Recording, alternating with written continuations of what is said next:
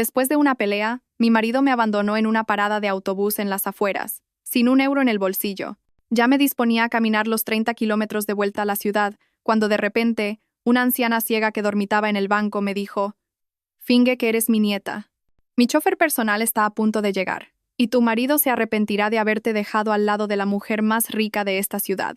Hola, escriban en los comentarios de dónde son. No olviden suscribirse y dar un me gusta. Que disfruten de la historia». Pero a todo esto le precedió una discusión, la última, la que encendió la mecha. Todo empezó, como de costumbre, por el dinero, o más bien, por su ausencia.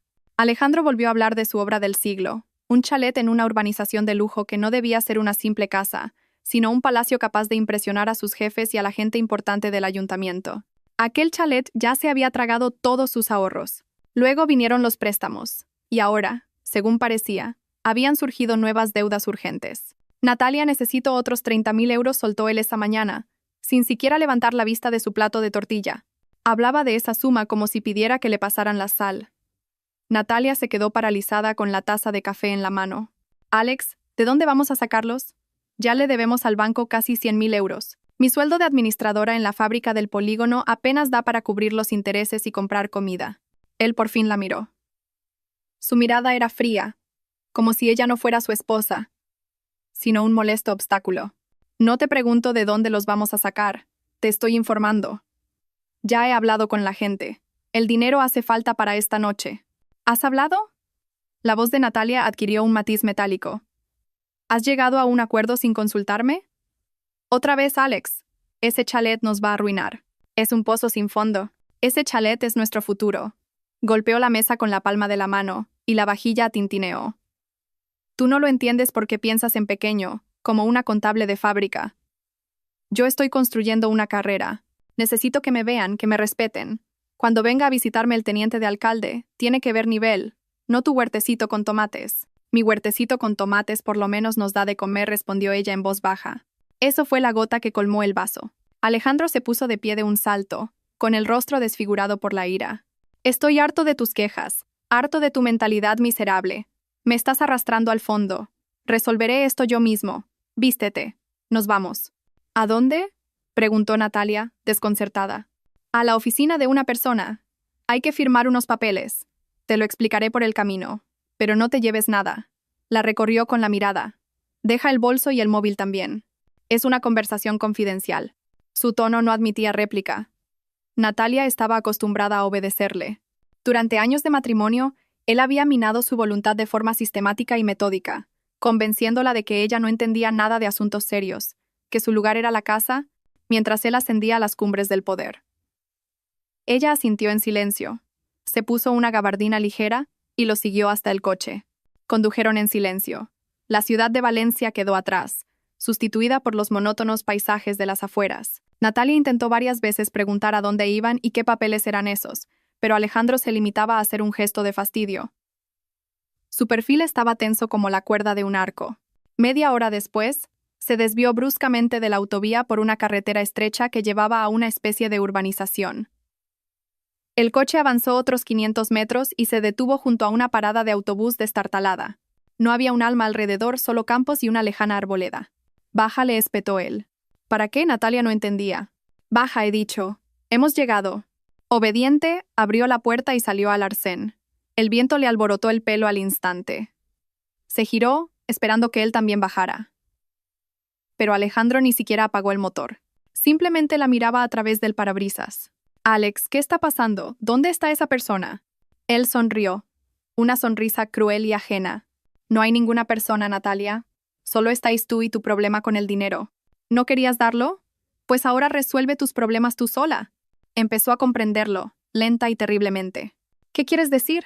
«Que te dejo a ti, a tus deudas y a tus lloriqueos. Empiezo una nueva vida, y tú puedes empezar la tuya, desde aquí mismo». Con estas palabras, pisó el acelerador. El coche arrancó bruscamente, levantando una nube de polvo. Natalia se quedó inmóvil, siguiéndolo con la mirada. No podía creerlo. Tenía que ser una broma cruel y estúpida. Ahora daría la vuelta y volvería, riéndose. Pero el coche no dio la vuelta. Se convirtió en un punto y desapareció tras una curva. El silencio que siguió fue ensordecedor. Natalia estaba en medio de la carretera, completamente sola. Se metió las manos en los bolsillos de la gabardina por inercia. Vacíos. Ni cartera ni móvil. Se lo había llevado todo.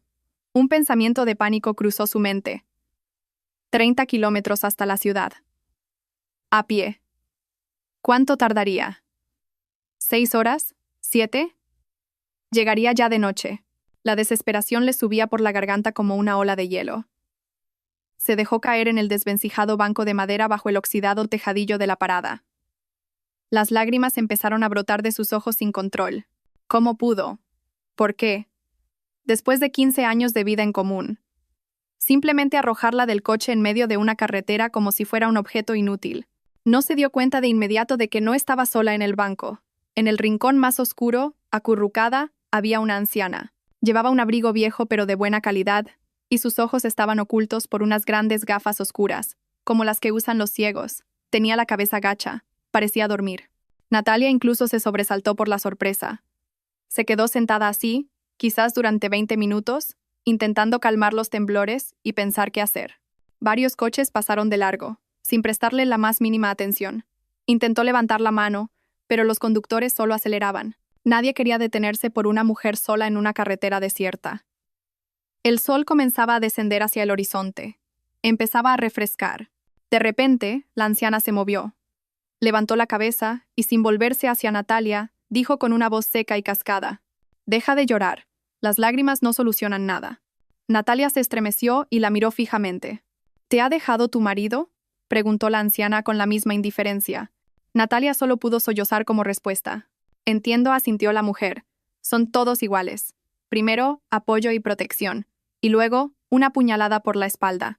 Hizo una pausa, golpeando el suelo de hormigón con la punta de un fino bastón que Natalia no había notado antes. «¿Quieres que se arrepienta de esto hoy mismo?». Natalia la miró con incredulidad.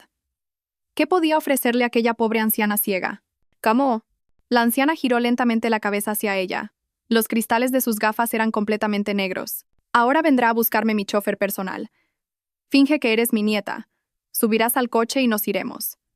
Y tu marido se arrepentirá de haberte dejado al lado de la mujer más rica de esta ciudad». A Natalia se le cortó la respiración. Parecía un delirio. «¿Qué mujer rica? ¿Qué nieta?». La anciana pareció leerle la mente. «Tienes dos opciones. Puedes quedarte aquí sentada esperando a que se haga de noche, o puedes subirte a un coche caliente y cambiar tu vida. Decide». En ese preciso instante, un largo coche negro apareció por la curva. Se movía despacio, en silencio, como un depredador. El coche frenó suavemente justo delante de la parada. Natalia vio la marca y no podía creer lo que veía. Coches así solo los había visto en películas sobre millonarios. Del vehículo bajó un hombre con un traje impecable y guantes. Rodeó el coche y abrió la puerta trasera. «Doña Isabel, podemos irnos», dijo con el más profundo respeto. Doña Isabel, la anciana, se levantó lentamente, apoyándose en su bastón. «Víctor, espera. Mi nieta viene con nosotros hoy». El chofer, sin mostrar la más mínima sorpresa, simplemente asintió y miró a Natalia. Su mirada era completamente neutra. Esperaba. Natalia no tuvo tiempo para pensar. El miedo a lo desconocido era fuerte, pero el miedo a quedarse allí, en la oscuridad, en aquella maldita carretera, era más fuerte. Se levantó y, como en un sueño, se acercó al coche. El chofer le sujetó la puerta. Se deslizó sobre el suave asiento de cuero. El interior olía a cuero caro y a algo más, indefiniblemente tranquilo y autoritario. La anciana se sentó a su lado. La puerta se cerró sin hacer ruido, aislándola del viento, del polvo y de su vida pasada. El coche arrancó con tanta suavidad que Natalia apenas lo notó. Viajaron en completo silencio. Por la ventanilla pasaban campos y arboledas. Natalia no sabía a dónde la llevaban. Esperaba ver una mansión de lujo en el centro de la ciudad, pero el coche se desvió por otra carretera, luego por otra, y pronto se encontraron ante un altísimo muro ciego, sin una sola ventana. Las puertas se abrieron silenciosamente y entraron en la propiedad. No era un simple chalet, era una fortaleza. Una enorme casa de ladrillo oscuro, cámaras de vigilancia en cada esquina, un césped perfecto y ni una sola flor. Ninguna calidez, solo seguridad y funcionalidad. El chofer les abrió las puertas. «Doña Isabel, ¿alguna orden?». «Puedes retirarte, Víctor. Te llamaré si te necesito». Entraron en la casa. El interior era tan austero e impersonal como el exterior. Un vestíbulo inmenso, muebles caros pero severos. Ni una sola fotografía en las paredes. Pasa, dijo la anciana, señalando hacia el salón con su bastón. Natalia entró y se sentó en el borde de un sofá rígido. La anciana se quedó de pie en medio de la habitación. Permaneció inmóvil unos segundos, y luego hizo algo que Natalia no esperaba en absoluto. Se quitó las gafas oscuras y la miró. Sus ojos no eran ciegos. Eran increíblemente vivos, agudos y penetrantes. Ojos inteligentes, fríos, que todo lo veían. Me llamo Isabel Arcadio de Villena, dijo, con una voz completamente diferente, autoritaria. Y tú eres Natalia Perla. Tienes 38 años. Trabajas como administradora en una fábrica metalúrgica. Tu marido se llama Alejandro Perla. Tiene 42. Es un funcionario de medio pelo en el ayuntamiento, con aspiraciones. ¿Correcto? Natalia estaba petrificada. No podía articular palabras, solo asintió. Bien. Doña Isabel se acercó a un mueble bar, se sirvió un vaso de agua y se lo tendió. Bebe. Necesitarás fuerzas. Natalia cogió el vaso con manos temblorosas. ¿Cómo sabe todo esto? ¿Y por qué? ¿Por qué fingía? Doña Isabel sonrió con suficiencia. En esta ciudad, lo sé todo sobre todo el que vale algo, o el que cree que vale algo, y fingía porque es útil. La gente no teme a los ciegos y dice delante de ellos cosas que nunca diría ante alguien que ve. A menudo me siento allí, observo, escucho. Hoy he tenido suerte. He visto una función interesante. Se sentó en un sillón frente a ella. Tu marido es un parásito mezquino, vanidoso y estúpido. Se ha metido en deudas enormes para construir un chalet ostentoso y aparentar ante la gente adecuada. Y ahora ha decidido deshacerse de ti y de tu piso para pagar. ¿Me equivoco? Natalia volvió a sentir. El piso de sus padres. Lo único que era verdaderamente suyo. Te ayudaré, dijo doña Isabel con firmeza. Te daré todo lo que necesites.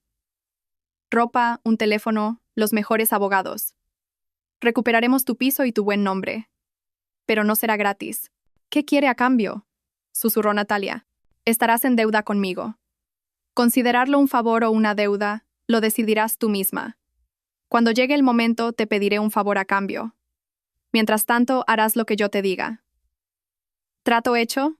Natalia miró aquellos ojos duros y fijos. Comprendía que estaba haciendo un pacto con el diablo, pero el diablo le ofrecía la salvación, mientras que el marido que le había jurado amor la había dejado para morir en el arcén. Trato hecho, dijo. Doña Isabel asintió con satisfacción. Parecía no haber dudado de la respuesta ni un segundo. En ese momento, algo hizo clic en la mente de Natalia. Un recuerdo que su cerebro, asustado y humillado, había bloqueado hasta entonces. La imagen de los últimos segundos en aquella parada. Recordó cómo el coche de su marido arrancaba, cómo lo siguió con la vista y cómo, ya alejándose en el coche negro de Isabel, echó una última mirada atrás al lugar donde la habían abandonado, y lo vio. El coche de Alejandro no se había ido. Estaba parado a unos 100 metros más adelante, escondido tras la curva. No solo se había ido, se había detenido. Estaba mirando. La observaba, asegurándose de que se quedaba sola, sin ayuda, en la más absoluta desesperación. No quería simplemente abandonarla, quería saborear su humillación hasta la última gota. Y solo cuando llegó el otro coche y se la llevó, él se marchó. Un terror frío, mucho más fuerte que la desesperación, atravesó a Natalia. No había sido una pelea, no había sido un acto impulsivo. Había sido una actuación planificada, fría y cruel, en la que a ella le correspondía el papel de víctima, y a él, el de espectador.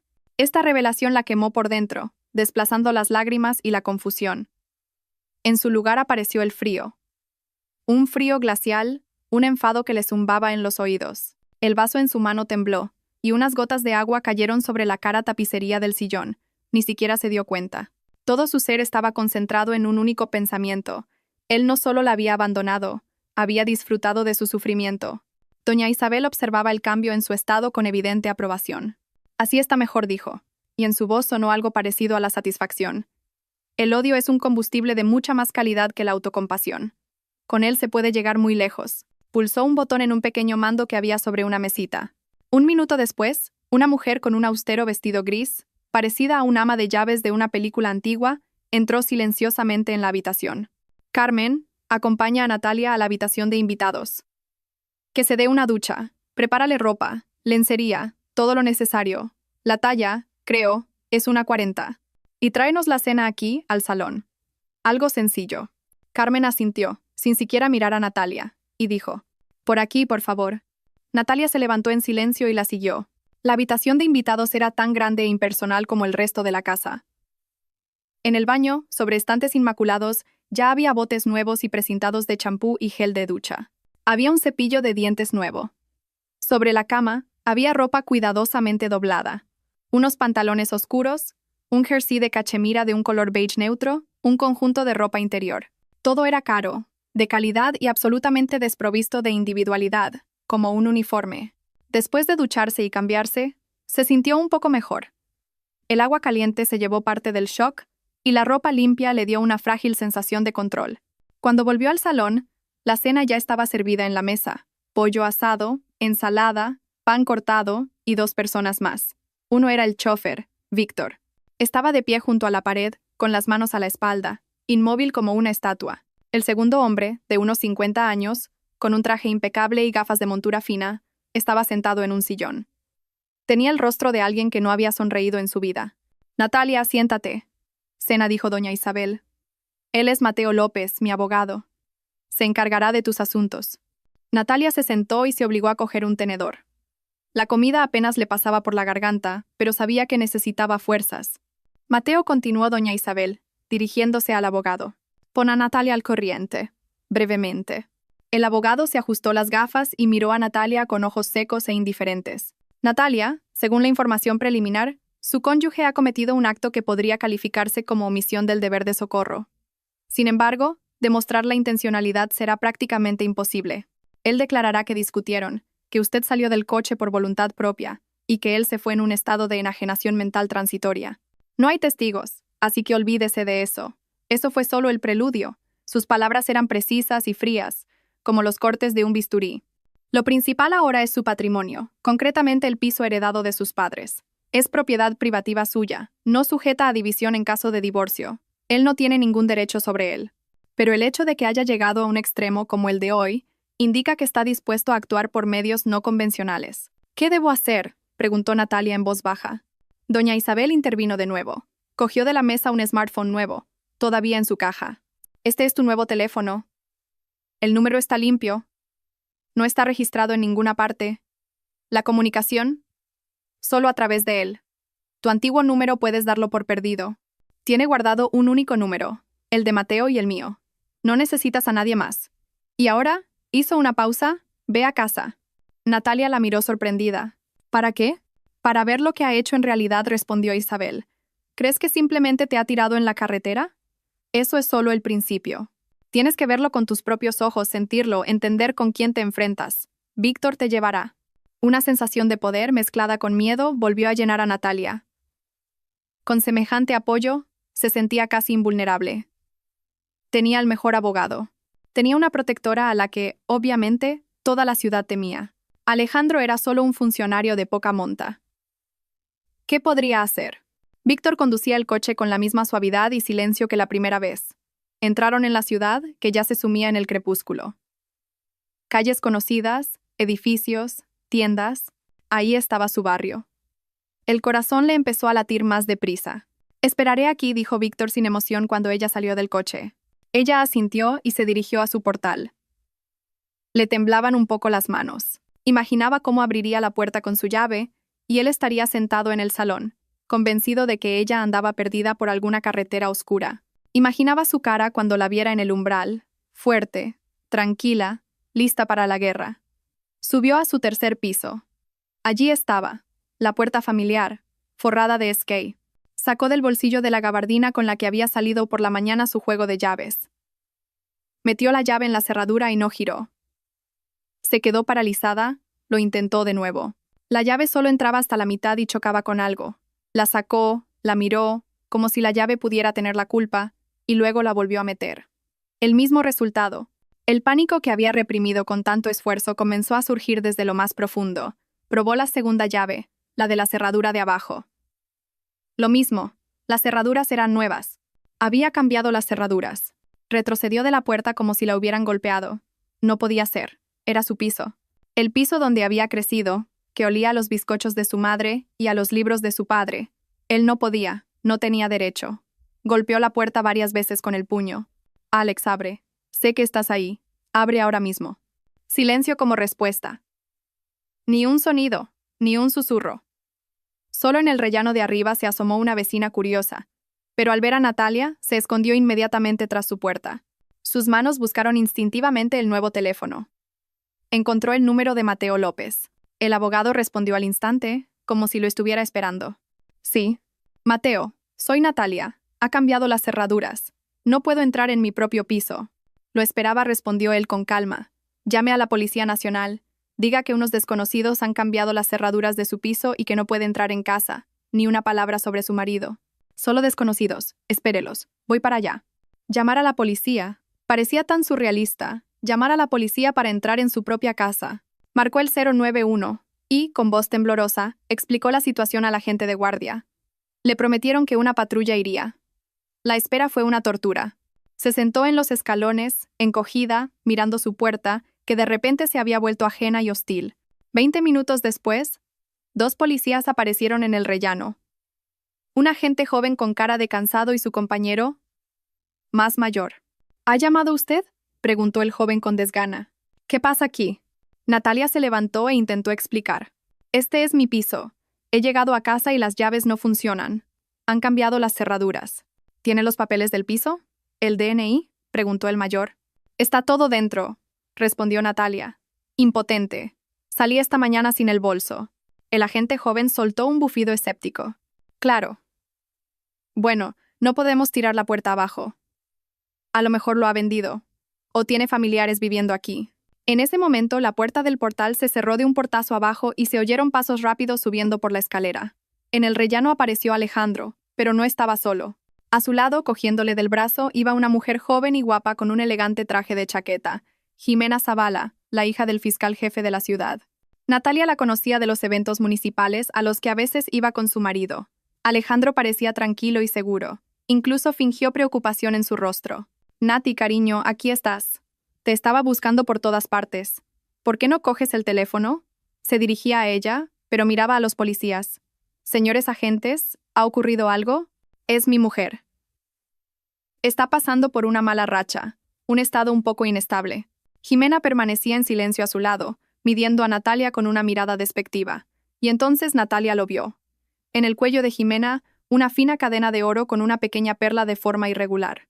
Era el collar de su madre, la única joya de valor que guardaba en un joyero en el dormitorio.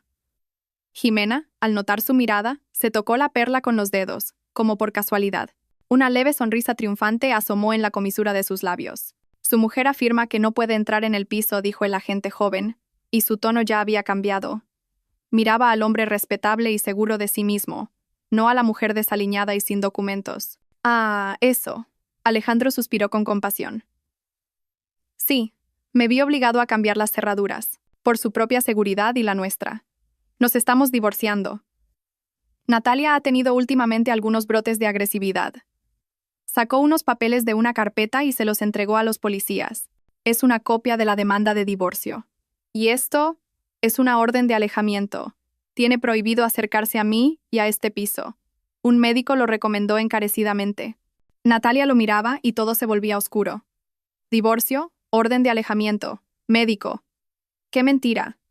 ¡Qué mentira tan monstruosa y calculada! No es verdad, gritó. Está mintiendo. Este es mi piso. Cálmese, señora, dijo el agente con severidad examinando los papeles. Aquí está todo en regla, con sus sellos. En ese momento, Mateo López subió al rellano, asintió en silencio a Natalia y se dirigió a los policías. Soy el abogado de doña Natalia Perla. ¿Qué está ocurriendo aquí? Alejandro lo miró con aire evaluador. ¿Y usted quién es? Mi clienta no puede acceder a su propiedad. Según los documentos, el piso le pertenece por derecho de herencia. Pertenecía, corrigió Alejandro con calma. Sus ojos brillaron. Había esperado este momento. Lo estaba disfrutando. El policía mayor, tras leer el último papel, levantó la cabeza y miró a Natalia con una lástima mal disimulada. Señora, me temo que usted ya no tiene derecho sobre este piso. Según este documento, presentado en el registro de la propiedad, usted ya no es la propietaria. Mateo López frunció el ceño. ¿Qué documento? Muéstremelo. Alejandro, con la misma sonrisa burlona, le tendió otra hoja. El abogado la leyó rápidamente. Su rostro, por primera vez, se volvió impenetrable. Le pasó el papel a Natalia en silencio. Era un contrato de compraventa, fechado 2 semanas atrás. En él se decía que ella, Natalia Perla, había vendido su piso de 3 habitaciones en el centro de la ciudad a su marido, Alejandro Perla, por la simbólica suma de 10.000 euros. Y abajo, bajo el texto, estaba su firma. Clara, nítida, idéntica a su firma real hasta el último trazo, perfecta y absolutamente, 100% falsa. Natalia miraba aquel papel, y en su cabeza solo había un pensamiento. Esto no puede ser. Simplemente no puede ser. Nunca habría vendido su piso. Jamás. Por ningún dinero. Es una falsificación, susurró, sin apartar la vista de la firma falsa. Mateo López le quitó el contrato y lo examinó de nuevo con atención. Sí, es evidente, dijo sin levantar la cabeza. La firma está muy bien hecha, pero hay indicios que sugieren que no es original. Alejandro se burló. No me haga reír, abogado. Tengo todos los documentos en regla, certificados ante notario. Si su clienta ha cambiado de opinión, es su problema. Este contrato no tiene validez legal, declaró Mateo con firmeza. Presentaremos una denuncia en comisaría por falsificación de documentos y estafa. Y estoy seguro de que un peritaje caligráfico confirmará nuestra versión. Denuncien, se encogió de hombros Alejandro. Están en su derecho. Solo me temo que para entonces su clienta no tendrá dónde vivir, ni con qué. Por cierto, señores agentes, se volvió de nuevo hacia el policía. Me gustaría añadir un punto más a mi declaración. Sospecho que mi mujer ha sustraído una gran suma de dinero del piso y se está escondiendo de mí. Natalia se quedó sin aliento. ¿Qué estás diciendo? ¿Qué dinero? No te hagas la tonta, Nati, canturrió Alejandro. Sabes perfectamente de lo que hablo. Te llevaste todos mis ahorros, hasta el último céntimo, y ahora intentas huir. Es mentira, gritó Natalia. Yo no he cogido nada. Los policías se miraron. La situación se estaba complicando cada vez más. Una disputa familiar, divorcio, un piso, dinero. Claramente no querían involucrarse. Bueno, señores, dijo el agente joven. Tenemos que levantar atestado. Pasemos por comisaría para aclarar esto. Yo iré con ustedes, declaró Mateo López. Alejandro asintió a Jimena. Ella sacó las llaves de su bolso y abrió la puerta del piso. Con su permiso, señores agentes, pero tengo que irme. Tengo una reunión importante. Alejandro, llámame. Lanzó una mirada despectiva a Natalia y desapareció en el piso, dejando la puerta abierta. Alejandro la siguió con la mirada y se volvió hacia Natalia con una sonrisa triunfante. Bueno, Nati, ¿ves? Te has quedado sin piso, sin dinero, y encima te van a acusar de ladrona. ¿Quién te va a creer? Lo tengo todo controlado. Tú no eres nadie. Natalia lo miraba y no veía en él más que odio. Se había convertido en un monstruo malvado, vengativo y sin escrúpulos. Y de repente, comprendió que había perdido. Él la había superado, la había aniquilado. Los policías la condujeron, junto a Mateo López, hacia el coche. Caminaba como en una neblina, sin sentir el suelo bajo sus pies, ni el frío ni la vergüenza, solo un vacío inmenso. En la comisaría pasaron varias horas. El atestado, los interrogatorios, las declaraciones, todo fue inútil. Los policías estaban claramente del lado de Alejandro. Le hacían preguntas capciosas, la presionaban, intentaban confundirla. Mateo López intentaba rebatirles, pero no escuchaban sus argumentos. Finalmente, casi al amanecer, los dejaron ir. Natalia salió de la comisaría completamente destrozada y vacía. Mateo López la acompañó en silencio hasta su coche. La llevaré con doña Isabel, dijo. Durante todo el trayecto guardaron silencio. Natalia miraba por la ventanilla, sin ver nada más que su propia derrota. No tenía a dónde ir, no tenía dinero, era una sin techo. Y lo más aterrador, era impotente. Alejandro le había robado todo, incluso su identidad. En la casa de doña Isabel la recibieron con contención. Carmen la acompañó a su habitación y le trajo el desayuno en silencio. Doña Isabel no la llamó hasta después del almuerzo.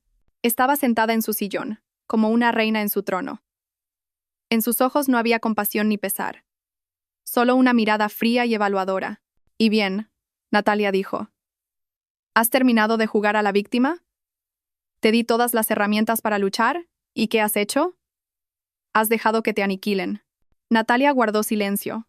No sabía qué decir. «¿Te das cuenta de que ahora no eres nadie?», continuó doña Isabel.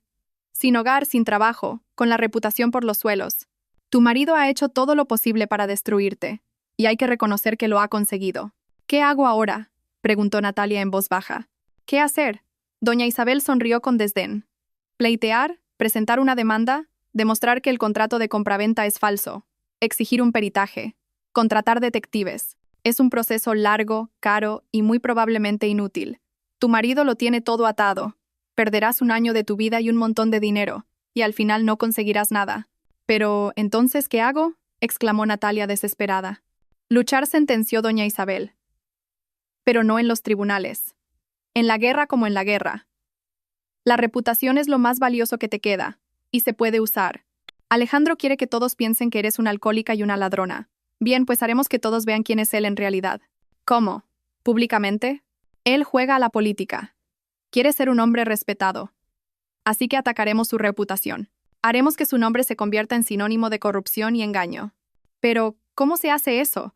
Lo tiene todo controlado. Nadie me creerá.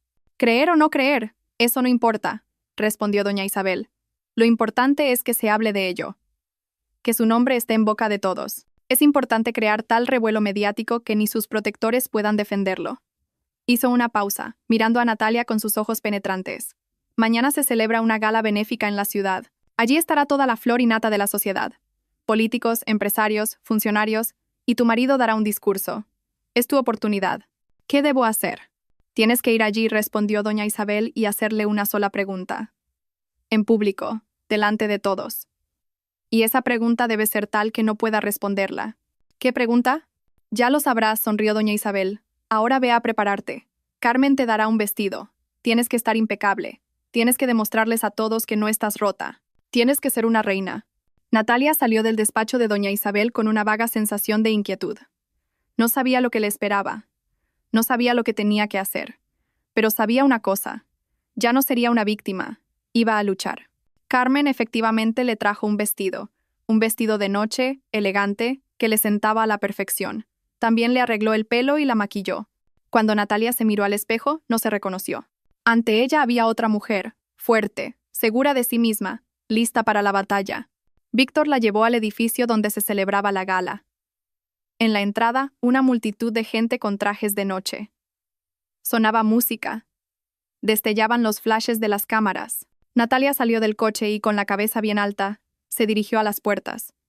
Caminaba como sobre una cuerda floja, sintiendo sobre ella las miradas de cientos de ojos.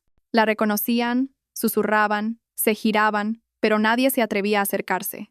Entró en el salón y se quedó paralizada. Una decoración suntuosa, lámparas de araña de cristal, aperitivos exquisitos. Todo le parecía el decorado de una vida ajena. Vio a Alejandro. Estaba en el escenario, rodeado de importantes funcionarios y empresarios, diciendo algo a un micrófono. Su rostro brillaba de autocomplacencia. Empezó a abrirse paso hacia el escenario. La gente se apartaba a su paso como si fuera un fantasma. Sentía el corazón martillarle en el pecho. Tenía que hacerlo. Tenía que hacer esa pregunta. Alejandro terminó su discurso y el salón estalló en aplausos. Bajó del escenario y se dirigió a la salida. Era su oportunidad. Lo interceptó justo en la salida. Alejandro dijo en voz alta. Él se sobresaltó y se giró. Al verla, se quedó sin palabras por un instante. Su rostro se desfiguró por la ira. ¿Qué haces aquí? ¿Cómo has entrado? Dime. Alejandro, dijo Natalia con calma, mirándole directamente a los ojos. ¿De dónde sacaste el derecho a vender el piso de mi madre? En el salón se hizo el silencio. Todas las miradas estaban clavadas en ellos. Alejandro palideció. Intentó decir algo, pero las palabras se le atascaron en la garganta. Y entonces, como surgida de la nada, Jimena se interpuso entre ellos. Agarró a Alejandro del brazo y lo apartó. No le hagan caso, dijo Jimena en voz alta, dirigiéndose a la multitud. Está borracha. No sabe lo que dice. Tiene un trastorno mental. Sacó su móvil del bolso. Miren ustedes mismos. Pulsó un botón, y del altavoz del teléfono salió un sonido. El sonido de una voz borracha y balbuceante. La voz de Natalia. En la pantalla del teléfono apareció una imagen. Natalia se vio a sí misma. Estaba sentada a una mesa en alguna fiesta. Estaba borracha. Reía, murmuraba algo y cantaba una canción de forma ininteligible. El video había sido grabado hacía varias semanas en el cumpleaños de su sobrino. Recordaba esa noche. Se había pasado un poco con el vino, pero no había hecho nada malo. Simplemente se estaba divirtiendo. Jimena detuvo la grabación. ¿Ven?, dijo, mirando a la multitud. Ni siquiera recuerda lo que pasó anoche. ¿Qué va a decir de unos papeles? En el salón se hizo el silencio, pero era un silencio diferente, no tenso y expectante, sino compasivo y condenatorio. Alguien soltó una risita, alguien bufó con desprecio, alguien meneó la cabeza. Natalia sintió que la cara le ardía de vergüenza. No solo estaba avergonzada, estaba humillada. La habían puesto en ridículo, la habían arrastrado por el fango. Jimena sonrió triunfalmente. Ahí la tienen, ¿cómo es en realidad? Una pobre mujer borracha que intenta arruinar la vida de un hombre de éxito. No la crean, miente. La multitud comenzó a dispersarse. La gente se apartaba de ella como si fuera una apestada. Nadie quería tener nada que ver con ella. Natalia se quedó en medio del salón, completamente sola, humillada, deshonrada y aplastada. Su intento de luchar había resultado en un fracaso total. Alejandro y Jimena habían ganado. La habían destruido, definitiva e irrevocablemente. Natalia no recordaba cómo salió del salón.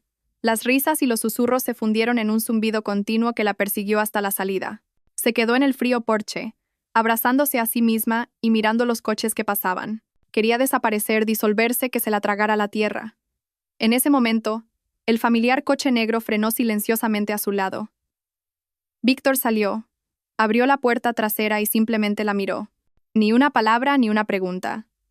Solo esperaba. Ella subió al coche en silencio. Durante todo el camino hasta la fortaleza de Doña Isabel, viajaron en completo silencio. Natalia miraba por la ventanilla la ciudad nocturna, pero solo veía su reflejo en el cristal. Una mujer con un vestido caro, el maquillaje corrido y los ojos vacíos.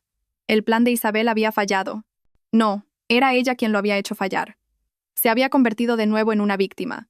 Solo que esta vez, una víctima pública. La mañana siguiente trajo nuevos golpes. Primero la llamó su jefe de la fábrica, Miguel Sánchez. Su voz era seca y oficial. Natalia, buenos días. Dada la situación y el escándalo público, que puede dañar la reputación de nuestra empresa, la dirección ha tomado una decisión. Se le concede una excedencia forzosa no remunerada, con carácter indefinido. Pero, señor Sánchez, eso no es verdad, intentó objetar. Es todo una calumnia. No sé nada, la cortó él. Y no quiero saberlo. Somos una empresa seria, no un lugar para disputas familiares. Le enviaremos los papeles por mensajero. Que tenga un buen día. En el teléfono sonaron los tonos de línea ocupada. La habían despedido. Educadamente conforme a la ley. Pero era un despido. Intentó llamar a su única amiga íntima, con la que trabajaba en el mismo departamento. El teléfono sonaba, pero nadie contestaba. Una hora después recibió un breve mensaje. Nati, lo siento. No puedo hablar ahora.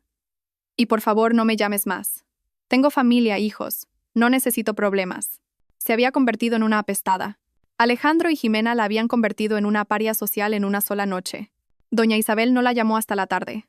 Estaba furiosa, pero su ira no iba dirigida a Alejandro. Eres una débil, le escupió en cuanto Natalia cruzó el umbral del despacho. Te puse un arma en las manos, y dejaste que te la quitaran y te golpearan con ella. Saliste al ring y te rendiste al primer golpe. Pero, ¿qué podía hacer?, susurró Natalia. Mostró ese video. Deberías haber estado preparada para eso, la interrumpió Isabel. ¿Acaso no conocías a tu marido? ¿No sabías de qué bajeza era capaz? La demanda por falsificación de firma ahora no sirve de nada. Mateo ya lo ha averiguado todo. Los peritos de esta ciudad están comprados. Darán un informe diciendo que la firma es auténtica. Dirán que firmaste el contrato en un estado de enajenación y que ahora simplemente no lo recuerdas. Ese video es la prueba perfecta. El caso se cerrará antes de abrirse. Has perdido. Las palabras de Isabel eran despiadadas, pero justas. Natalia se hundió en el sillón, sintiendo una impotencia total. Todos los caminos estaban cerrados. El juzgado, la policía, la opinión pública, todo estaba del lado de Alejandro. Entonces, ¿es el final?, preguntó con voz ahogada. Para los débiles, sí, respondió Isabel fríamente. Para los que luchan, no. Piensa. Tiene que haber algo que él no tuvo en cuenta. Algún pequeño detalle, algún documento que no pudo falsificar. Algo que demuestre tu derecho sobre ese piso de forma irrefutable. Natalia cerró los ojos, intentando concentrarse. Repasó en su memoria todo lo relacionado con el piso. Y de repente, como un flash, una imagen surgió en su mente. Una vieja carpeta azul. En ella, su padre guardaba todos los documentos más importantes. Su partida de nacimiento, sus diplomas y, sí, el contrato original de compra del piso y la escritura de aceptación de herencia. Los originales, con firmas manuscritas, sellos, marcas de agua. Esos documentos, Alejandro no podía haberlos falsificado. Los tengo, dijo, abriendo los ojos. Los originales, el contrato original y la escritura de herencia. Con ellos, cualquier abogado demostrará que el contrato de compraventa es una farsa. ¿Dónde están?, preguntó Isabel al instante. En nuestra vieja casa de campo familiar en el pueblo de Requena. Mi padre siempre guardaba los papeles más importantes allí. No se fiaba de los pisos en la ciudad. Decía que era más fácil que los robaran. Bien, asintió Isabel. Es una oportunidad, pero hay que actuar rápido y en silencio. Nadie debe saber que vas a ir allí, especialmente tu marido. Esa misma noche Natalia se puso en camino. Víctor la llevó hasta las afueras del pueblo y la dejó. Tienes 2 horas, le dijo. Después, esperaré en este mismo sitio. Si no apareces, me iré. A doña Isabel no le gusta que su gente cometa estupideces. Natalia sintió. Caminó por las calles oscuras y abandonadas del viejo pueblo. La casa de campo estaba en el borde, junto al bosque. Una casita pequeña y destartalada donde había pasado toda su infancia. Allí no había luz ni agua. Alejandro odiaba ese lugar, lo llamaba la choza. No habían estado allí en años. La valla alta que su padre había instalado estaba torcida. La cancela estaba cerrada con un candado oxidado. Natalia tuvo que trepar por la valla. Se arañó la mano pero no le prestó atención. El miedo a ser descubierta la apremiaba. La puerta de la casa también estaba cerrada. Rodeó la casita probando las ventanas. Una que daba al jardín cedió. El viejo marco crujió, pero se abrió. Natalia se coló dentro con dificultad, inhalando el aire viciado y polvoriento. Encendió la linterna del teléfono que le había dado Isabel. El haz de luz arrancó de la oscuridad un escenario familiar hasta el dolor. El viejo sofá cubierto con una colcha descolorida, la estantería, la mesa redonda. El corazón se le encogió de nostalgia. La carpeta debía estar en el pequeño despacho de su padre, en el cajón inferior de su escritorio. Entró en la pequeña habitación. Todo estaba en su sitio. Abrió el pesado cajón. Dentro, bajo una pila de periódicos viejos, estaba ella, la carpeta azul. Con las manos temblorosas de emoción, la abrió. Todo estaba allí. La escritura de aceptación de herencia, el contrato de compra original, todo con los sellos y firmas auténticas de sus padres. Había ganado. Con estos documentos, Alejandro era un estafador. Ya se disponía a irse cuando, al levantarse, dio un traspié. Su pie pisó una tabla del suelo que crujió de forma extraña y se movió. Natalia se quedó helada. Alumbró hacia abajo con la linterna. La tabla efectivamente no estaba clavada. Nunca lo había notado antes. La curiosidad pudo más. Hincó las uñas en la tabla y con esfuerzo la levantó. Debajo había un pequeño hueco, un escondite. Y en el escondite, una pequeña caja fuerte ignífuga del tamaño de una caja de zapatos. Natalia no sabía qué pensar. Su padre nunca le había hablado de ninguna caja fuerte. Quizás contuviera algún viejo valor familiar. La cerradura de combinación era sencilla, de 4 dígitos. Marcó su año de nacimiento. Clic. El año de nacimiento de su padre. Clic. El de su madre. Clic. Nada. Entonces probó con el año de su boda. 1975. La caja fuerte se abrió. Alumbró el interior, esperando ver dinero o joyas antiguas. Pero dentro no había ni dinero ni oro. Dentro había 2 pulcros fajos de papeles y 2 pasaportes. Cogió los pasaportes. En una foto estaba Alejandro, en la otra, Jimena. Los pasaportes eran nuevos, expedidos hacía solo un mes. Planeaban huir. Un escalofrío le recorrió la espalda. Dejó los pasaportes a un lado y cogió el fajo de papeles de arriba. Eran permisos, licencias, planos técnicos. No entendía mucho, pero los formularios llevaban los sellos de la Concejalía de Urbanismo del Ayuntamiento. Se trataba de la construcción de un nuevo centro comercial en las afueras de la ciudad, y entonces llegó a la última hoja. Era el permiso principal para el inicio de la construcción, y en la casilla de responsable de la aprobación del proyecto por parte de la empresa suministradora de estructuras metálicas había una firma. La miró de cerca y se quedó helada. Era su firma, o más bien, su copia digital, la misma que usaba en el trabajo en el sistema de gestión de documentos electrónicos. Y la firma estaba validada con el sello de su departamento. La sangre se le fue del rostro, los papeles temblaban en sus manos. No era solo un plan de huida. Era una trampa monstruosa y diabólica. Alejandro no solo le estaba robando el piso para pagar sus deudas. Le estaba endosando un fraude multimillonario con terrenos municipales y contratos de construcción. Si esta estafa salía a la luz, todos los hilos conducirían a ella a su firma en el documento principal. Él se quedaba con el dinero, se iba al extranjero con su amante, y a ella la encarcelaban por muchos años. El pánico la invadió. Esto era peor que perder el piso, peor que la humillación pública. Era una amenaza a su libertad, a su vida. Agarró el teléfono frenéticamente. Tenía que llamar a alguien. ¿Pero a quién? ¿A Isabel? ¿Contarle que se había metido en un lío aún más sucio que el anterior? ¿A la policía? Ni siquiera la escucharían. En su mente solo había un nombre. La única persona cercana que, según creía, todavía estaba de su lado. La única en quien podía confiar ciegamente. Sus dedos, sin obedecerla, marcaron un número. ¿Diga? Se oyó una voz somnolienta al otro lado. Tania, susurró Natalia, ahogada por el terror. Tania, soy yo. Necesito ayuda. Urgente. Al otro lado de la línea hubo un silencio de varios segundos, roto solo por la respiración adormilada de su hermana. Natalia. Dios mío, ¿dónde estás? ¿Qué ha pasado? Tu voz.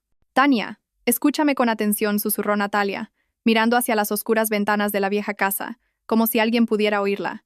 No tengo tiempo para explicarlo todo por teléfono. Tenemos que vernos. Inmediatamente. Es una cuestión de vida o muerte. ¿Qué? ¿Qué dices? Alex dijo que te habías ido, que tenías problemas. En la voz de su hermana se oía desconcierto. ¡Alex miente!, la interrumpió Natalia, y su voz sonó con dureza. ¡Mienten todo! Tania me ha tendido una trampa. Quiere meterme en la cárcel. Por favor, reúnete conmigo, pero ni una palabra a nadie, ni a mamá, ni a los amigos, y mucho menos a él. Oyó a su hermana suspirar asustada. Vale, claro. ¿Dónde? En 1 hora. En la cafetería El Rincón, en la avenida del Puerto. ¿La conoces? Es pequeña. A estas horas no habrá nadie. Sí, la conozco. Allí estaré. Natalia, aguanta. Colgó y se guardó el teléfono en el bolsillo. Agarró la carpeta azul con los documentos del piso y el segundo y terrible fajo de papeles del fraude, salió por la ventana, saltó la valla como pudo y corrió hacia el lugar donde debía esperarla Víctor. Se encontraron en la cafetería semivacía, que olía a café y bollería. Tania ya estaba sentada en la mesa más alejada, mirando asustada hacia la puerta. Al ver a Natalia, se levantó de un salto. Nati, ¿qué te pasa? Tienes un aspecto horrible. Natalia se desplomó en la silla y dejó ambas carpetas sobre la mesa. Le temblaban las manos. Tania, tengo poco tiempo. Mira. Empujó la carpeta azul hacia su hermana. Estos son los originales del piso. Con esto puedo demostrar que el contrato de venta es falso. Tatiana suspiró aliviada. Gracias a Dios. Bueno, entonces todo se solucionará. Vamos a ver a un abogado y... ¡No!, la cortó Natalia. Abrió la segunda carpeta y extendió sobre la mesa las hojas con los permisos falsificados. Este es el verdadero problema. Mira aquí. Tania se inclinó sobre los documentos. Estuvo un buen rato mirando los planos y los sellos, sin entender nada. ¿Qué es esto? Una estafa. Una gran estafa de construcción. ¿Y esto? Natalia señaló con el dedo la última página. Es mi firma. Digital. La robó de mi trabajo. Me lo ha colgado todo a mí. Robó el piso para conseguir el dinero para huir, y a mí me deja aquí para que cargue con todo. Aquí están sus pasaportes. Se estaban preparando. Tania miraba la firma, luego los pasaportes, y su rostro palidecía lentamente. Levantó la vista hacia Natalia, con los ojos llenos de terror. Dios mío, Natalia. ¿Pero cómo? ¿Por qué? Él no es un monstruo. Es un monstruo, Tania, y de los peores, respondió Natalia con voz ahogada, y ahora no sé qué hacer. Si le doy a los abogados los documentos del piso, él inmediatamente usará esto. Me detendrán ese mismo día. Estoy atrapada. Tania se quedó en silencio, con la cabeza entre las manos. Se notaba que pensaba intensamente. De repente, levantó la cabeza. Hay una persona. Un compañero de la facultad. ¿Recuerdas que te hablé de él, Andrés? Ahora es un abogado muy bueno. Trabaja en Madrid. Tiene su propio bufete. No tiene ninguna conexión con nuestra ciudad, ni con nuestros fiscales y jueces. No le debe nada a nadie de aquí, y me debe un favor. Una vez le ayudé mucho con un caso. Natalia la miró con esperanza. ¿Crees que ayudará? Estoy segura, susurró Tania con fervor. Escucha, esto es lo que haremos. Tú no debes moverte con estos papeles. Son demasiado peligrosos. Dámelos a mí. Hoy mismo hablaré con Andrés, se lo explicaré todo. Mañana por la mañana cogeré el primer AVE y se lo llevaré todo personalmente. Él empezará a trabajar de inmediato. Encontrará contactos a nivel nacional. Apretarán las tuercas a los de aquí para que no se atrevan a decir ni pío.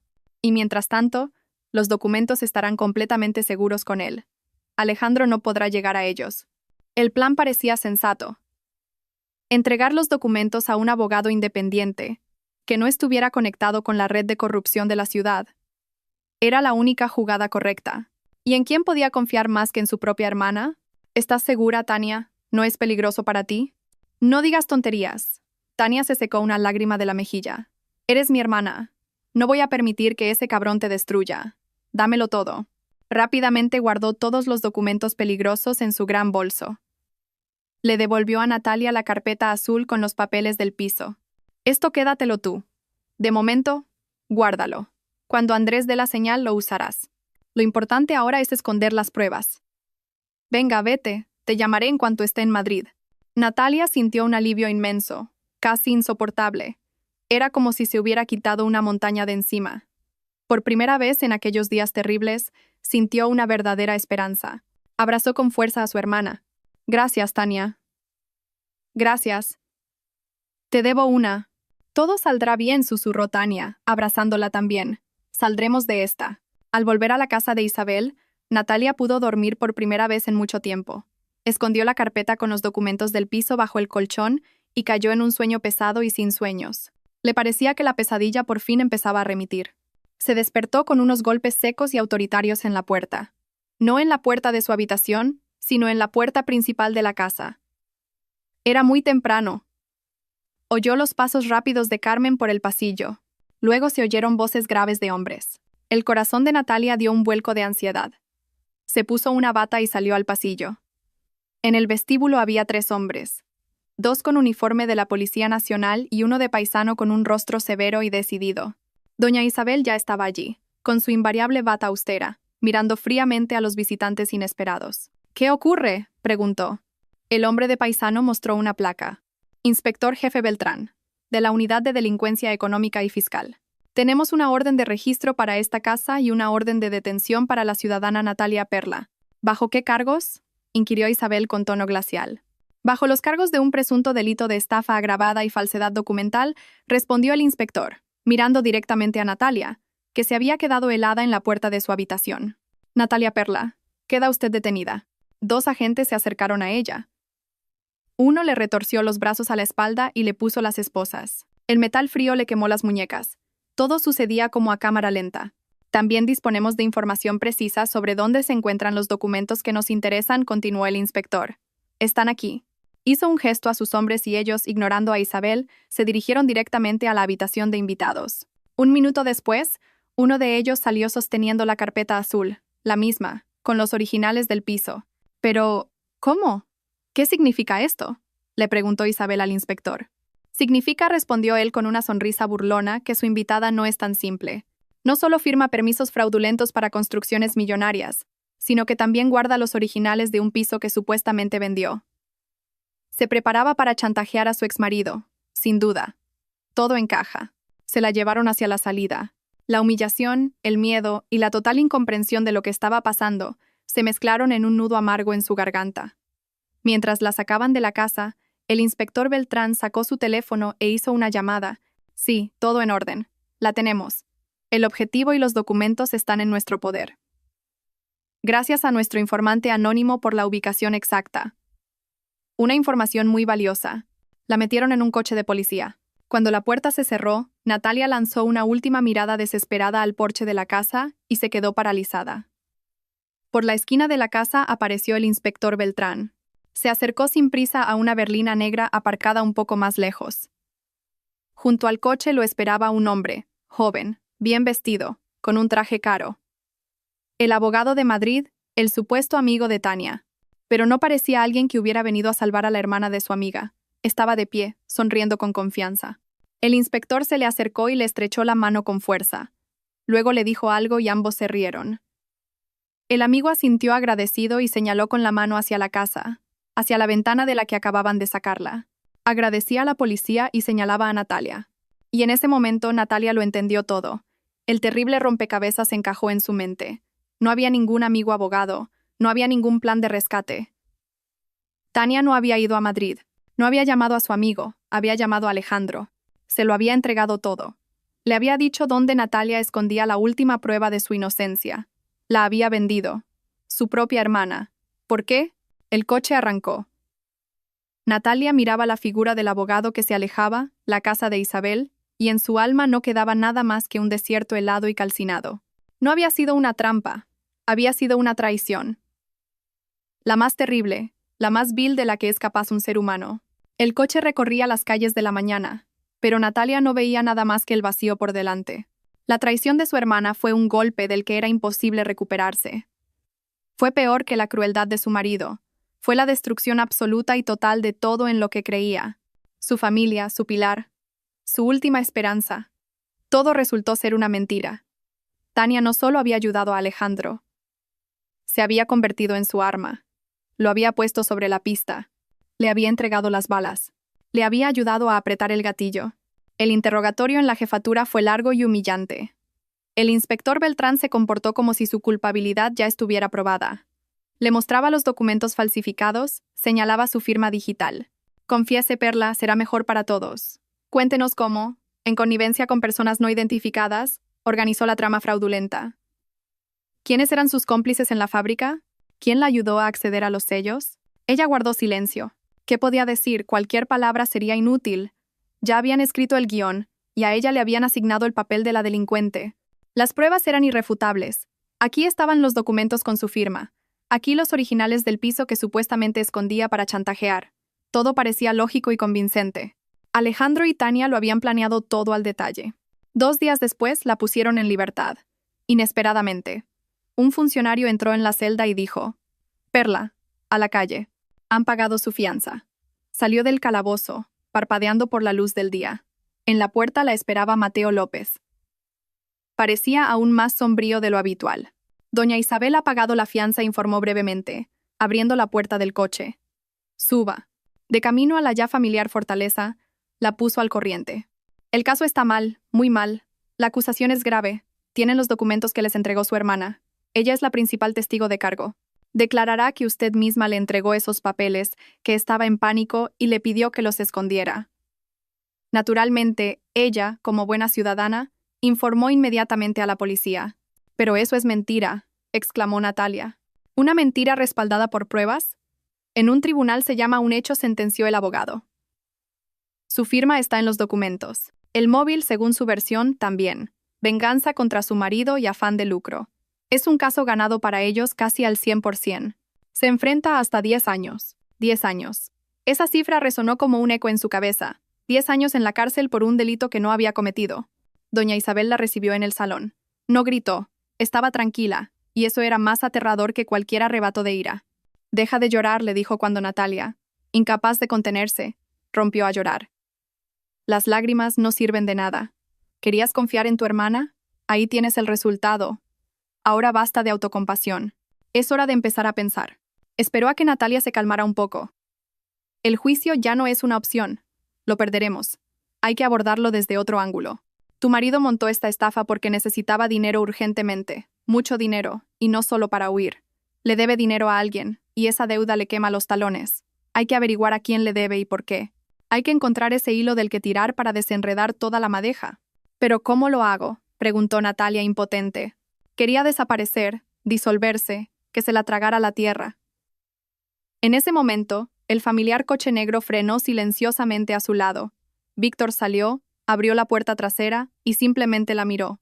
Ni una palabra ni una pregunta. Solo esperaba. Ella subió al coche en silencio. Durante todo el camino hasta la fortaleza de Doña Isabel, viajaron en completo silencio. Jimena Zavala y su papaíto el fiscal. Lo despidieron con una nota en su expediente, acusándolo de publicar calumnias. Desde entonces, sobrevive con trabajos menores. Escribe textos para folletos publicitarios. Odia a tu marido con toda su alma y le encanta el dinero. Llámalo, dile que vas de mi parte, te ayudará. Borja concertó la cita en una vieja cervecería de sótano en las afueras. Resultó ser un hombre de unos 50 años, con ojos cansados pero muy inteligentes, y una chaqueta de tweed raída. Olía a tabaco y a decepción. Escuchó a Natalia en silencio, sin interrumpirla. Cuando terminó, la miró fijamente durante un largo rato y luego dijo: «Conozco esta historia, o más bien, su principio. Sabía que Perla era un ladrón, pero no pensé que fuera capaz de algo así. ¿Y la hermana? Vaya familia. ¿Me ayudará?», preguntó Natalia con esperanza. «Doña Isabel paga bien», sonrió él con amargura. «Y yo tengo que pagarle la matrícula de la universidad a mi hija. Así que sí, ayudaré». «¿Por dónde empezamos?». «Por el dinero», respondió Natalia.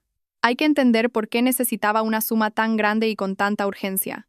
Los siguientes días los pasaron trabajando. Borja, usando sus viejos contactos, desenterró todos los trapos sucios financieros de Alejandro. Pasaban horas en su diminuto y humeante apartamento, lleno de periódicos viejos, estudiando extractos bancarios, historiales de crédito, datos de transacciones. El panorama era desolador. El chalet era solo la punta del iceberg. Alejandro vivía por encima de sus posibilidades. Relojes caros, trajes, viajes a resorts, regalos para Jimena, todo comprado a crédito.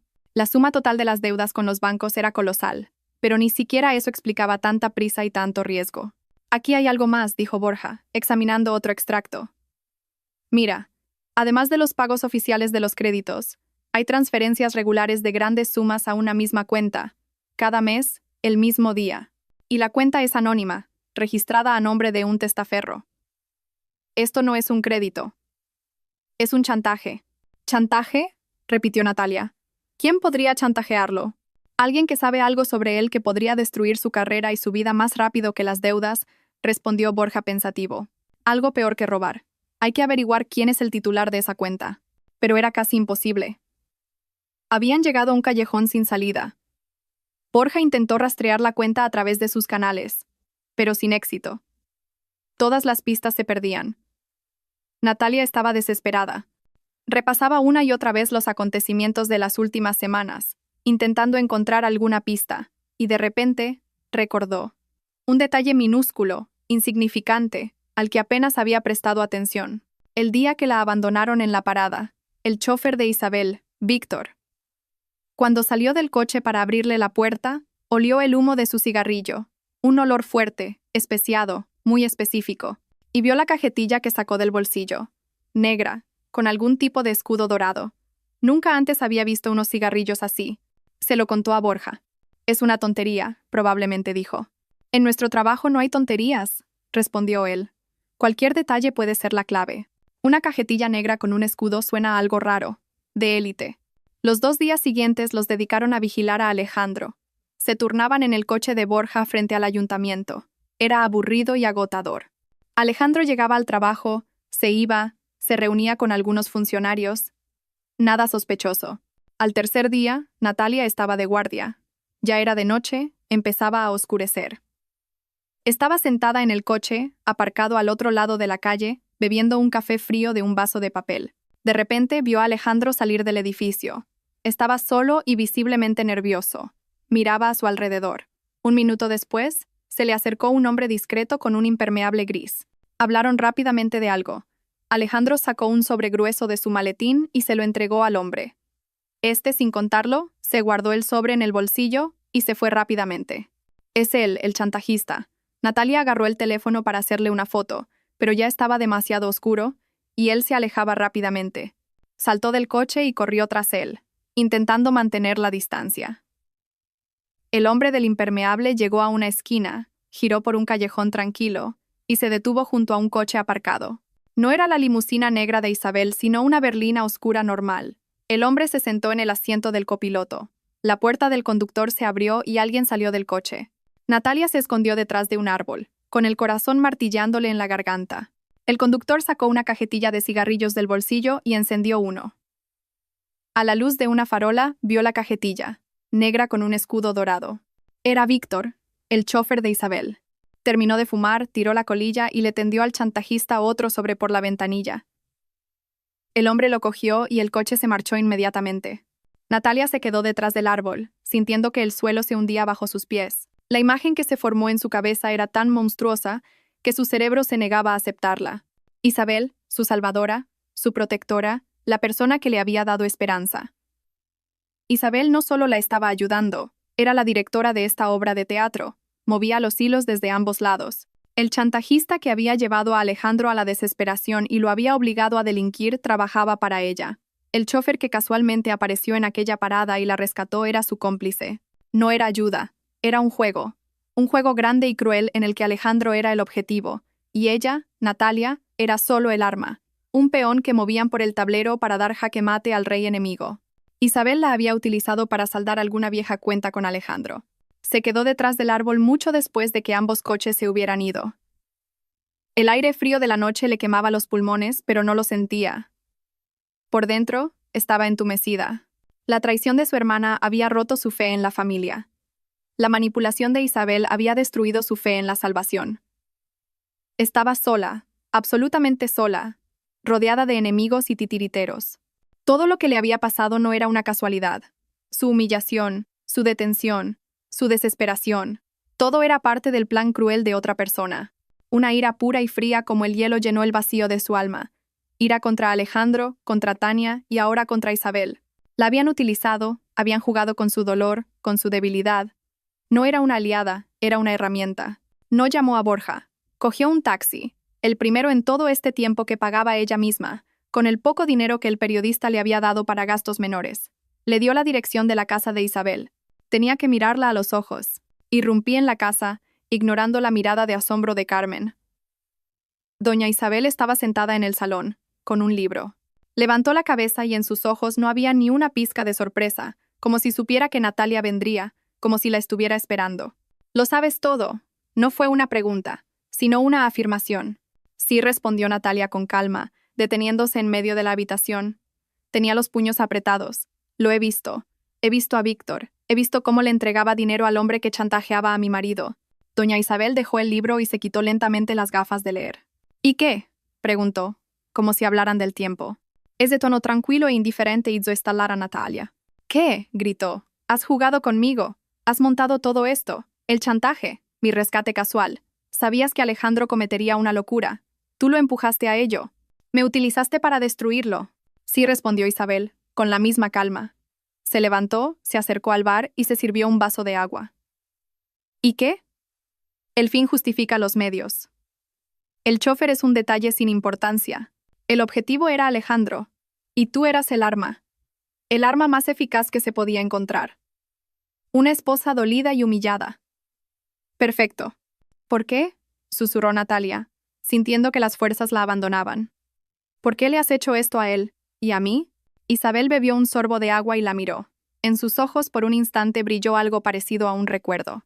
Hace muchos años, cuando tu Alejandro era solo un ayudante de un pez gordo, ayudó a su jefe a resolver un problema con una fábrica pequeña pero muy prometedora. Mi fábrica. La primera que construí desde cero. La llevaron a la quiebra. Se la quedaron por 4 duros. Lo perdí todo, y juré que algún día los destruiría a todos. Su jefe hace tiempo que se pudre bajo tierra por una cirrosis. ¿Y tu marido? Tu marido se creyó un hombre importante. Él lo olvidó, pero yo no. Ahora todo encajaba. Era una venganza larga, fría y meticulosamente planeada. ¿Y yo solo estaba en el lugar equivocado?, preguntó Natalia con amargura. Te convertiste en la herramienta perfecta, la corrigió Isabel, y te di una oportunidad. La oportunidad no solo de recuperar lo tuyo, sino de volverte más fuerte. Te enseñé a luchar. ¿O habrías preferido seguir sentada en aquella parada, llorando? Tenía razón, por monstruoso que sonara. Tenía razón. Isabel la había convertido de una víctima en una luchadora, aunque fuera para sus propios fines. ¿Y ahora qué?, preguntó Natalia. Su voz sonaba firme. Las lágrimas y los gritos se habían acabado. Ahora que lo sé todo, ¿me echarás? ¿Dejarás que me encarcelen? Isabel sonrió con suficiencia. Al contrario, ahora que lo sabes todo, te has vuelto aún más peligrosa. Estás enfadada, estás motivada. Ahora no lucharás por un piso, sino por ti misma. Y esa es la motivación más fuerte que existe. Se acercó a su imponente escritorio, abrió un cajón y sacó una carpeta delgada. La arrojó sobre la mesa, frente a Natalia. Tu marido y su amante tienen un protector muy poderoso. El padre de Jimena, el fiscal jefe de la ciudad, Zavala. Mientras él esté en su puesto, no tienes nada que hacer. Protegerá a su hija y a su futuro yerno. Todas tus demandas, todas tus pruebas, se estrellarán contra la puerta de su despacho. Natalia abrió la carpeta. Dentro había fotografías y fotocopias de documentos. En las fotos, El fiscal Zavala recibía sobres de conocidos empresarios de la ciudad. En los documentos había transferencias bancarias a cuentas de sus empresas fantasma. Eran pruebas comprometedoras, material explosivo, pruebas de corrupción que bastarían para varias cadenas perpetuas. ¿De dónde ha sacado esto? Tengo ojos y oídos en todas partes, sentenció Isabel. Esta es tu llave a la libertad. Ve a ver a Zavala ahora mismo. Muéstrale esto y cierra un trato. ¿Qué trato? Él retira todos los cargos de estafa contra ti. El caso penal se cierra por falta de pruebas. A cambio, tú le das esta carpeta y desapareces. Te vas de la ciudad para siempre. El piso, por supuesto, tendrás que dejárselo a ellos. Es el precio de tu libertad. Vete. Víctor te llevará. Era una salida. Fea, injusta, pero una salida. Salvar su vida, su libertad, sacrificando todo lo demás. Su casa, su trabajo, su pasado. Una hora después, ya estaba sentada en la antesala del fiscal jefe de la ciudad. La secretaria se resistió a dejarla pasar, pero Natalia simplemente dijo: «Dígale al fiscal que tengo una carpeta para él de parte de doña Isabel Arcadio de Villena». 30 segundos después, la puerta del despacho se abrió. Zavala era un hombre corpulento con un rostro pesado y autoritario. La recibió de pie. «¿Qué quiere?», rugió. Natalia se acercó a su escritorio en silencio y extendió ante él el contenido de la carpeta, las fotos, los documentos. Él los miraba, y su rostro congestionado se volvía de un gris ceniciento. Se dejó caer pesadamente en su sillón. «¿Qué? ¿Qué quiere?», preguntó, y en su voz ya no había rastro de la antigua seguridad. «Quiero que el caso penal contra mí se cierre inmediatamente», dijo Natalia con claridad. «Que se retiren todos los cargos por falta de pruebas». El fiscal guardó silencio, desviando la mirada de los papeles a su rostro. «Está bien», consiguió decir finalmente. «Pero eso no es todo, ¿verdad? ¿Qué más quiere esa Villena?». «La señora de Villena no tiene nada que ver con esto», respondió Natalia. «Estas son mis condiciones». Zavala la miró con sorpresa. «¿Bien? ¿Sus condiciones?». Natalia hizo una pausa, ordenando sus pensamientos. Era el momento. El trato. Isabel le había ofrecido un plan claro. Libertad a cambio de silencio, y el piso. Era lógico. Era seguro. «Quiero que usted y...». Se calló. Miró el rostro aterrorizado de aquel hombre todopoderoso. Miró la carpeta con las pruebas. Recordó el rostro de Alejandro cuando la abandonaba en la carretera, el rostro de Jimena con el collar de su madre, el rostro de Tania lleno de lágrimas falsas, y el rostro de Isabel, frío y calculador. Todos querían que desapareciera, que se rindiera. Unos en la cárcel, otros en otra ciudad. Todos querían romperla y desecharla, y en ese momento algo dentro de ella cambió. Definitiva e irrevocablemente. Lenta y deliberadamente, empezó a guardar las fotos y los documentos de nuevo en la carpeta. El fiscal la miraba, sin entender nada. «¿Qué hace?», preguntó. «Si he aceptado». Natalia cerró la carpeta y la cogió. Miró a Zavala directamente a los ojos. No dijo. Su voz era baja, pero firme como el acero. «No voy a negociar». Se dio la vuelta y se dirigió a la puerta. «Espere», le gritó a su espalda. «¿Qué va a hacer?». Natalia se detuvo en el umbral, pero no se giró. «Voy a recuperarlo todo. Mi piso, mi trabajo, mi nombre. Y usted, su futuro yerno y su hija me lo van a pagar todo». Salió del despacho, dejando atrás a un fiscal atónito. Pasó por la recepción, junto a los guardias de seguridad. Salió a la calle. No fue hacia el coche donde la esperaba Víctor. Se fue en la dirección opuesta. Dejó atrás a todos, a su verdugo, a su hermana traidora, a su titiritera. A partir de ese momento, jugaba para sí misma. Caminaba por la calle sin rumbo fijo. El viento le golpeaba la cara, pero no sentía el frío. Por dentro, todo ardía. La decisión tomada en el despacho del fiscal no había sido impulsiva. Había ido creciendo en su interior durante todos esos días, a medida que su mundo se derrumbaba. Al principio quería justicia, luego sobrevivir. Ahora quería venganza, total y definitiva. Llegó a la primera cafetería barata que encontró, se sentó en una mesa junto a la ventana y sacó el teléfono. En el bolsillo llevaba el fajo de billetes que Borja le había dado para gastos. Pidió el café más fuerte que tuvieran y marcó su número. «Borja, soy Natalia. Tenemos que vernos. Ahora mismo». Llegó en 20 minutos, como siempre, con su chaqueta raída y su olor a tabaco. Se sentó frente a ella y la miró interrogante. «¿Y bien? ¿Qué dijo la Villena sobre tu descubrimiento nocturno?». «Lo confirmó todo», respondió Natalia con voz firme. «Estaba jugando su propia partida y me ofreció un trato. entregar al fiscal a cambio de mi libertad y que me fuera de la ciudad. Borja silbó. Vaya giro. Pero para ti es una salida. Injusto, claro, que se queden con el piso, pero estarías libre. Me negué, dijo Natalia. Borja se atragantó con el café. La miró como si estuviera loca. ¿Qué te negaste? ¿Estás en tu sano juicio, Perla? Era tu única oportunidad. Era su oportunidad, corrigió Natalia. La oportunidad de consumar su venganza y desecharme como un casquillo usado. Ya no juego a los juegos de otros. Ahora juego al mío, y necesito tu ayuda. Sacó la carpeta con las pruebas contra Zavala y la puso sobre la mesa. Este es mi as en la manga, pero no voy a usarlo para negociar. Voy a usarlo para quitárselo todo. Borja abrió la carpeta con cautela. Sus ojos se abrieron como platos. La cerró rápidamente y miró a su alrededor. ¿Te das cuenta de que tienes en tus manos una bomba que puede hacer estallar toda la ciudad? Esa es mi intención, respondió Natalia. Su mirada era fría y decidida. Borja la miraba y veía ante sí a una persona completamente diferente, no a la mujer asustada que había conocido unos días antes. Esta mujer era peligrosa. ¿Qué propones?, preguntó, y en su voz sonó el respeto. ¿Creen que me tienen acorralada?, comenzó a exponer su plan. Están convencidos de que o iré a la cárcel o huiré. Y tienen prisa. Necesitan formalizar la venta del piso lo antes posible y salir del país antes de que su estafa con la construcción salga a la luz. Su debilidad es la codicia y la prisa. Y vamos a jugar con eso. El plan era audaz y arriesgado. Requería una ejecución perfecta. Lo primero que hizo Borja, usando sus viejas habilidades periodísticas, fue preparar una pequeña nota. Apareció 2 días después en una columna discreta de un periódico económico local. El titular era neutro. Inversores extranjeros muestran interés en proyectos de construcción paralizados en la región. El texto decía que un grupo inversor suizo, HBTA Capital, estaba estudiando la posibilidad de invertir en inmuebles comerciales y estaba especialmente interesado en el proyecto del nuevo centro comercial en las afueras. El mismo proyecto. Con esto no basta, dijo Borja cuando le enseñó el periódico. Puede que ni lo vean. Necesitamos un cebo más grande. Lo habrá, respondió Natalia. Ahora tenemos que hacer que esta noticia les llegue personalmente. Y no solo la noticia, sino una oferta concreta. Pero para la oferta necesitaban dinero.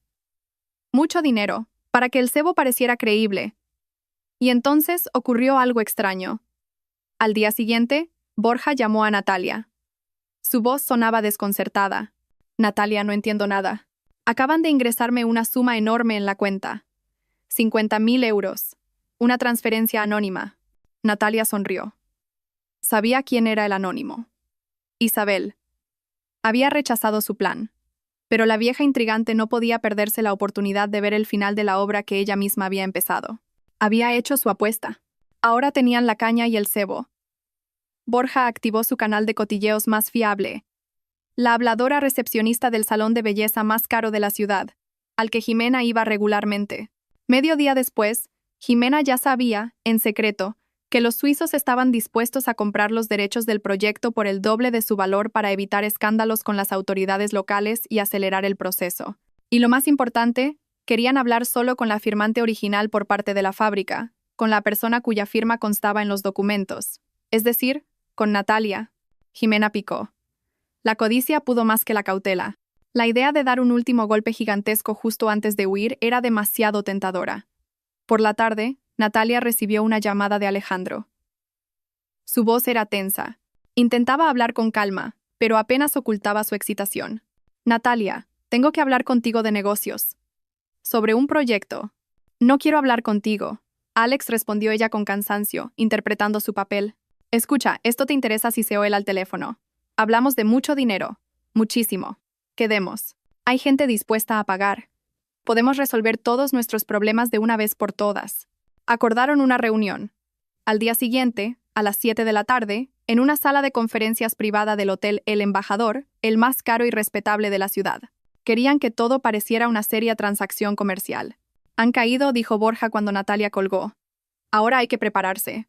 Necesitaremos gente que haga el papel de los representantes suizos. Tengo un par de excolegas, actores de un teatro que cerró. Por un buen dinero, interpretarán a quien sea. El día se hizo interminablemente largo. Natalia y Borja prepararon cada detalle de la reunión. ¿Cómo se vestirían los inversores? ¿Qué dirían? ¿Dónde esconderían los equipos de grabación? Todo iba según lo planeado. A las 5 de la tarde, 2 horas antes de la reunión, el teléfono de Natalia volvió a sonar. Era Alejandro. Escúchame bien, dijo. Y en su voz ya no había falsa cordialidad empresarial. Solo una orden fría y autoritaria. Cambio de planes. A Natalia se le heló la sangre. ¿Qué ha pasado? No ha pasado nada. Así será más seguro para todos. Nada de hotel. Nos vemos en otro sitio. ¿Dónde?, preguntó ella, aunque ya sospechaba que oiría algo malo. Vas a ir a la fábrica, sentenció Alejandro. A tu antiguo despacho. A las 7 de la tarde. Vienes sola. Traerás todos los documentos, tu DNI y una escritura de cesión de tus derechos sobre el proyecto, firmada ante notario. Los inversores nos transfieren el dinero. Nosotros te damos tu parte. En efectivo. Pero, ¿por qué en la fábrica? Su voz tembló. Por la noche está vacía. Exactamente por eso, respondió él con tono glacial. Menos ojos curiosos. Y ni se te ocurra hacer tonterías. Ven sola. Te estaremos esperando. Colgó. Natalia se quedó con el teléfono en la mano, con la mirada perdida. Borja la observaba, esperando una explicación. Han cambiado el plan, dijo ella con voz ahogada. La reunión es en la fábrica, en mi despacho vacío. Por la noche, comprendió el significado de aquel último cambio. No se fiaban de ella. Temían una trampa en el hotel, así que habían ideado la suya propia. Una fábrica vacía, oscuridad, ni un solo testigo. No pensaban darle ninguna parte. Pensaban coger el dinero de los inversores, quedarse con los documentos firmados y luego resolver el problema con la única persona que sabía demasiado, para siempre. Ya no era un juego de dinero y reputación, era una trampa de la que podría no salir con vida. Borja miraba su rostro petrificado. ¿Qué ha dicho? Han cambiado el lugar, respondió Natalia con voz ahogada. La fábrica, mi despacho, por la noche. Es una trampa, comprendió él al instante. Quieren eliminarte. Natalia, no podemos ir. Hay que cancelarlo todo. Natalia levantó lentamente la vista hacia él. En sus ojos no había miedo, solo un vacío frío y resonante, el que queda después de que se ha quemado todo lo que podía arder. No dijo, no vamos a cancelar nada. Vamos a ir. Yo iré. ¿Te has vuelto loca? Saltó Borja. Te van a matar. Eso es lo que quieren, respondió ella con calma. Esperan ver a una víctima asustada, que llegará sola a un edificio oscuro y vacío, y la verán. Simplemente, vamos a cambiar un poco el final de su obra. Se levantó y se acercó a la ventana. El plan que maduraba en su cabeza era una locura, pero no tenía otro. Borja, tus actores ya no nos sirven. Necesitamos espectadores de verdad. Llama al número que te voy a dar. Di que llama Natalia Perla. Diles que esta noche, en la fábrica metalúrgica, tendrá lugar la entrega de un soborno y la confesión de un gran fraude económico, y que en el asunto está implicado el fiscal jefe de la ciudad. Escribió en un papel el número de teléfono de Isabel. ¿Crees que entenderá qué hacer?, preguntó Borja con duda. No se perderá un final así, sonrió Natalia. Es su inversión. Y ahora lo más importante. Tengo que hacer una llamada. Sacó otro teléfono, uno sencillo de botones que Borja le había comprado por seguridad. Buscó en internet un programa para cambiar la voz. Era una jugada desesperada, casi teatral, pero tenía que intentarlo. Marcó el número de Alejandro, activó el programa y ajustó el timbre para que se pareciera a la voz quejosa e histérica de su hermana Tania. «Diga», respondió Alejandro irritado. «Alex, soy yo», gritó ella al teléfono con la voz alterada, imitando el pánico. «Tengo problemas. La policía. Están haciendo preguntas sobre nuestra conversación, sobre los documentos». «¿Qué?», Alejandro se puso visiblemente nervioso. «Cálmate. ¿Qué preguntas?» «Preguntan de dónde saqué esos papeles. Hablan de una estafa». «Alex, prometiste que todo saldría bien. Prometiste pagar mis deudas. ¿Lo confirmas? ¿Lo confirmas todo?» «Que te calmes, Tania», siseó él. «Sí, lo he confirmado todo. He pagado todas tus deudas. El piso es casi nuestro. El dinero llegará hoy. Tranquilízate y cállate. ¿Entendido? Ni una palabra. ¿Y Jimena? ¿Y su padre? ¿Nos cubrirá?», continuó ella, sollozando histéricamente. «A su papaíto lo usaremos y luego ya no nos hará falta», espetó Alejandro con malicia. «En cuanto crucemos la frontera, me encargaré de que se calle. No te preocupes. No podrá hacer nada. Venga, no me llames más». Pulsó el botón de colgar y guardó la grabación. Era todo lo que necesitaba. La confesión de todo. El soborno a Tania, la estafa con el piso, el fraude e incluso sus planes para con el fiscal. A las 7 menos cuarto, llegó a la entrada de la fábrica. Dejó marchar al taxi y entró sola por las puertas oscuras y resonantes. El guardia de seguridad de la entrada, avisado por la llamada de Alejandro, la dejó pasar en silencio. Caminó por el enorme y desierto recinto. Solo había luz en las ventanas de su antiguo edificio de oficinas. Subió las escaleras hasta el segundo piso. La puerta de su despacho estaba entreabierta. La empujó y entró. Estaban allí los tres. Alejandro, de pie junto a la ventana, Jimena, repantigada en su silla de trabajo, y el fiscal Zavala, sentado en una silla de visitante. Su cuerpo macizo parecía llenar todo el espacio, haciendo que el ya pequeño despacho pareciera una jaula. Vaya, aquí está nuestra mujer de negocios, dijo Jimena, examinando a Natalia de arriba a abajo. ¿Has venido sola? Buena chica. ¿Has traído los papeles? Natalia dejó en silencio sobre la mesa la carpeta con la escritura de cesión notariada. Alejandro la cogió al instante y empezó a revisarla con avidez. Todo en orden, dijo, asintiendo a Jimena. ¿Dónde están los inversores? Jimena miró a Natalia con impaciencia. ¿Dónde están tus suizos? ¿Dónde está el dinero? Natalia los recorrió a todos con una mirada lenta y tranquila. Miró al codicioso Alejandro, a la depredadora Jimena, al pesado fiscal, seguro de su impunidad. Están aquí, dijo en voz baja. En ese mismo instante, una luz cegadora iluminó el exterior. Unos enormes focos instalados en los tejados de las naves se encendieron, inundando la plaza de la fábrica con una luz blanca e implacable. Alejandro, Jimena y Zavala corrieron a la ventana. En la plaza, en todas las salidas del edificio, había gente. En una salida, Borja con un cámara, apuntando con el objetivo directamente a sus ventanas. En otra, dos hombres con trajes oscuros de paisano que irradiaban autoridad de la capital. Agentes de la UDEF. ¿Qué es esto?, chilló Jimena. Zavala lo entendió todo al instante. Su rostro se volvió de color tierra. Es una trampa, rugió. Alejandro, enloquecido por la ira y el miedo, se giró y se abalanzó sobre Natalia. Te voy a matar. Pero ella estaba preparada. Dio un paso a un lado y él, al pasar de largo, se estrelló contra un armario. En ese momento, Natalia sacó su teléfono y pulsó el botón de reproducción. El pequeño altavoz llenó el silencio del despacho con la grabación de su conversación con Alejandro, la voz histérica y quejosa de Tania, y sus respuestas irritadas y engreídas. Sonó todo.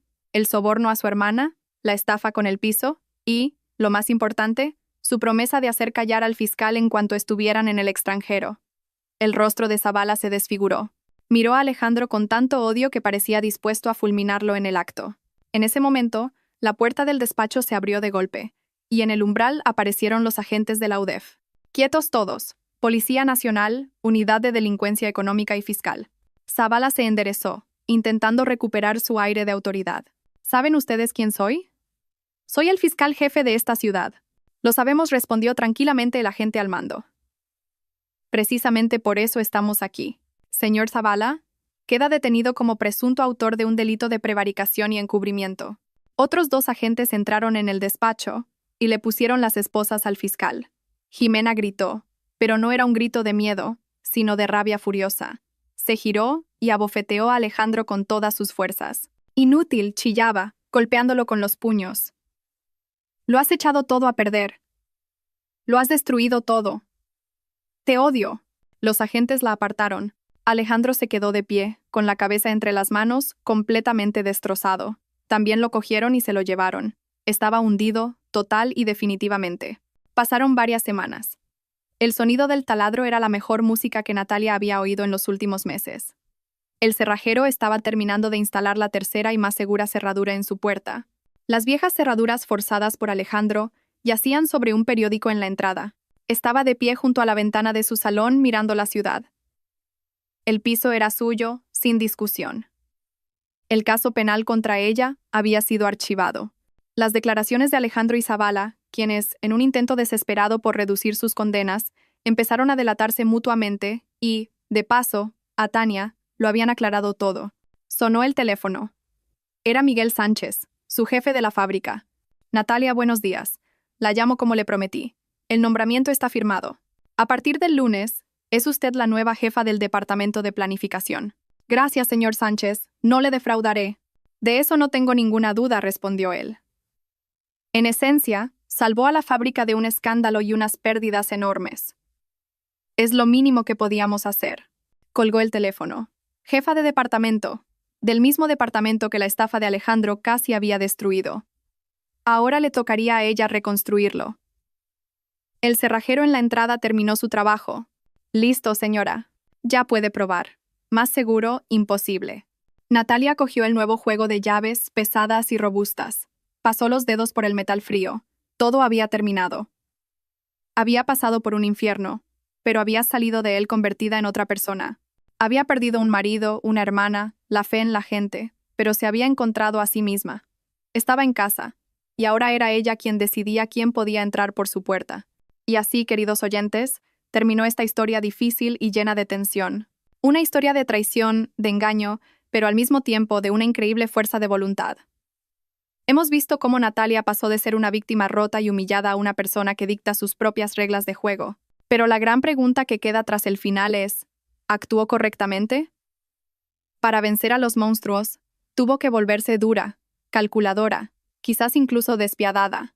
¿El fin justifica tales medios? ¿Qué opinan ustedes? ¿Valió la pena llegar hasta el final, arriesgándolo todo? ¿O habría sido mejor aceptar el trato del fiscal y empezar una nueva vida en otra ciudad, dejando el mal impune? ¿Qué habrían hecho ustedes en su lugar? Nos interesa mucho conocer su opinión.